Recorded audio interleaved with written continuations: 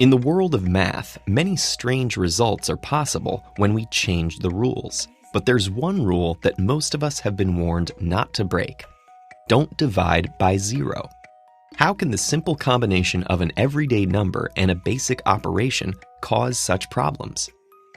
Normally, dividing by smaller and smaller numbers gives you bigger and bigger answers. 10 divided by 2 is 5, by 1 is 10, by 1 millionth is 10 million, and so on. So it seems like if you divide by numbers that keep shrinking all the way down to zero, the answer will grow to the largest thing possible. Then isn't the answer to 10 divided by 0 actually infinity?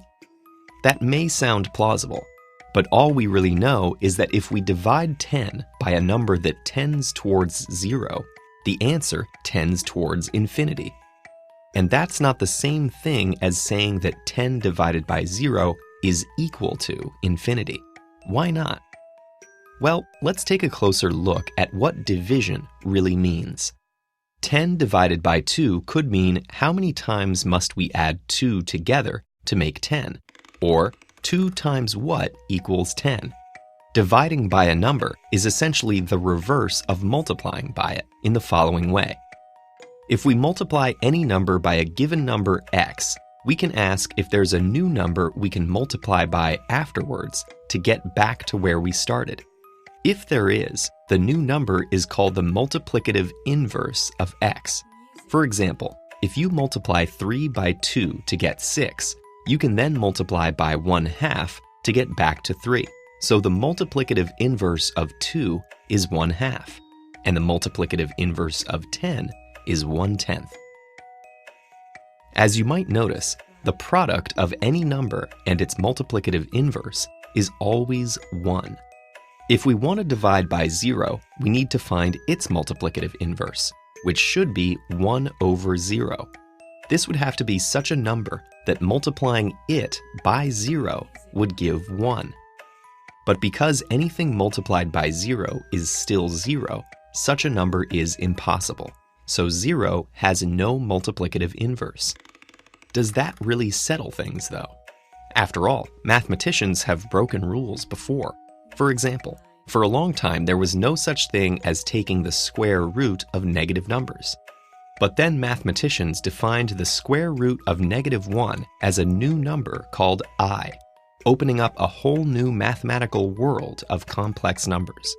So if they can do that, couldn't we just make up a new rule? Say that the symbol infinity means 1 over 0 and see what happens? Let's try it, imagining we don't know anything about infinity already.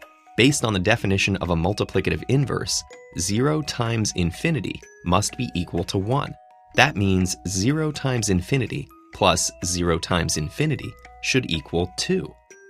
Now, by the distributive property, the left side of the equation can be rearranged to 0 plus 0 times infinity. And since 0 plus 0 is definitely 0, that reduces down to 0 times infinity. Unfortunately, we've already defined this as equal to 1, while the other side of the equation is still telling us it's equal to 2. So 1 equals 2. Oddly enough, that's not necessarily wrong. It's just not true in our normal world of numbers.